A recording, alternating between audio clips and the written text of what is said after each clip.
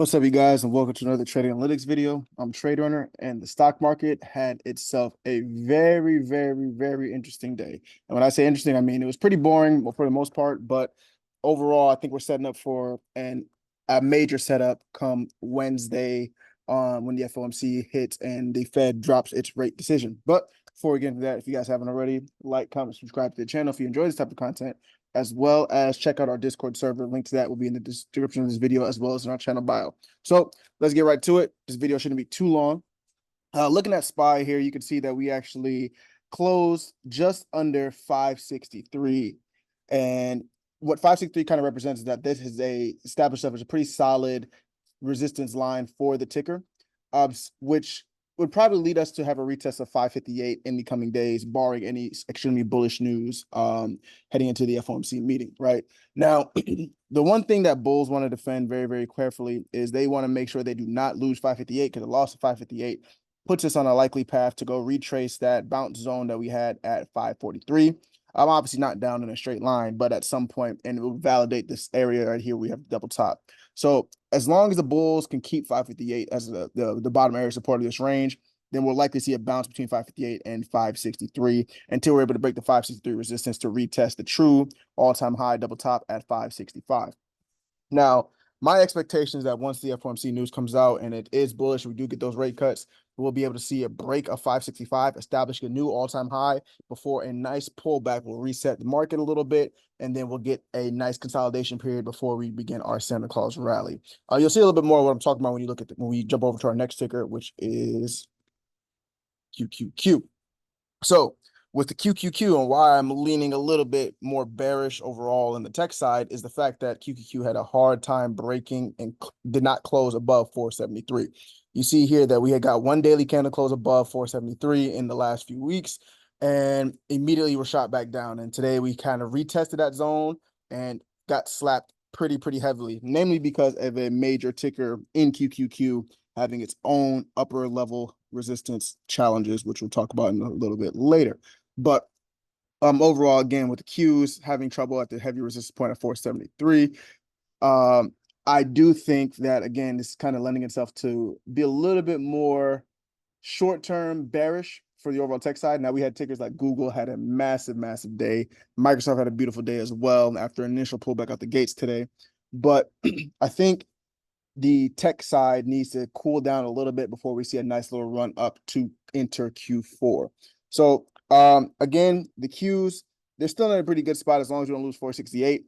But the inability to reclaim 474 is a very tough area for the bulls to kind of end the day at. Right now, if we close tomorrow above 474 and we're able to get a little bit of a bounce heading into FOMC on Wednesday, I would like to see us retest 482.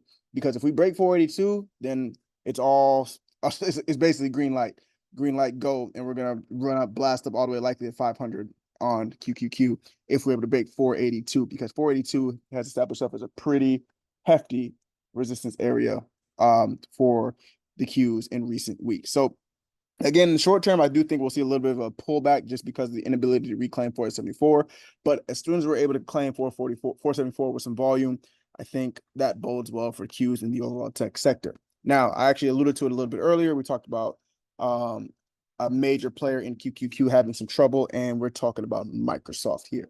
If you just look at the chart on the daily, you'll see what I'm talking about. And I've kind of mentioned this and alluded to it on different videos on the channel. But Microsoft has had a massive head and shoulders forming on the daily chart. And right now we're still, in the midst of that playing out. So we have a couple of different scenarios that could play out.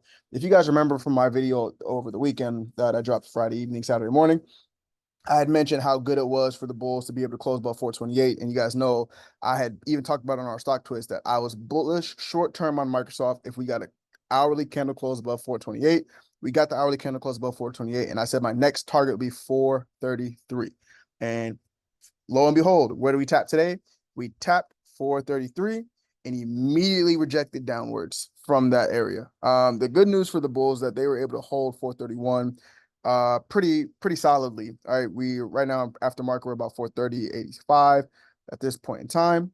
But the fact that we didn't get shot all the way back down to the intraday lows of 428 was a very good sign that the bulls showed up at that 430 zone. So again, I do expect kind of similar with the Qs, a nice bit of a cool down because we were unable to close above a key level of resistance on Microsoft.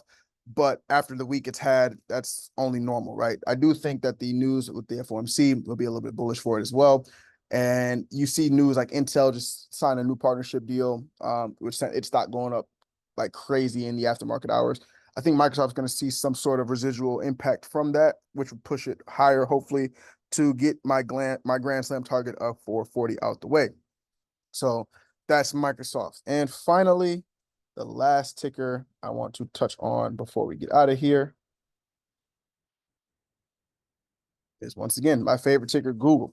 So Google had a pretty meh day, so to speak, right? We kind of traded between 157 and 159 all day today with the inability to break 159.70 with any sort of real volume. Now, again, with Google, kind of similar like what I have with Microsoft, I have a short-term target, which in this case is 161. I do think that Google will test 161 in the coming days before using that 161 zone as a heavy resistance to be shot back down towards the mid 150s. Now, if we're able to catch support at the mid 150s, I think that we'll hold heading post FOMC to retest 163 in the coming weeks. But until then, there's not really much going on with Google aside from the runners that we have from that we took last Thursday. But again, like I said, guys, this video is going to be very, very quick, very, very short, very, very to the point. If you guys haven't, like I said before, like, comment, subscribe if you enjoy this type of content because it truly does help us out a ton. And then finally, guys, check out our Discord server. Link that's in the description of this video. You've seen some of the pictures pop up on the screen as I've been talking. Check that out. Give us a look. Tell us what you think. We'll see you guys on the next one. Thanks.